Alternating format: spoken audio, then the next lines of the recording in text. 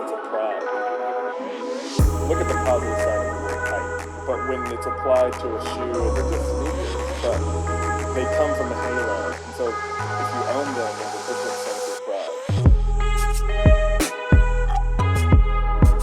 I just consider myself a person that strives to be creative.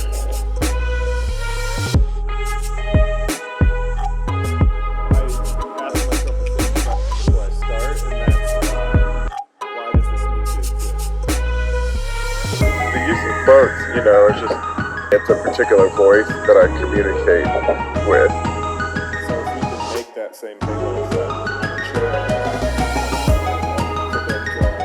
rug, display case, you have a sense of pride in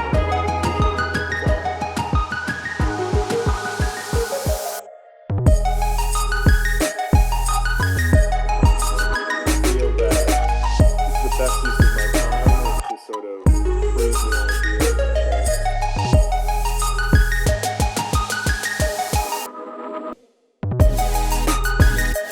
I would love to see that people adopt it. I found that a lot of people are hesitant, but just because I've made it doesn't mean it's important. Just because someone's made it doesn't mean that it's important. You can also create too.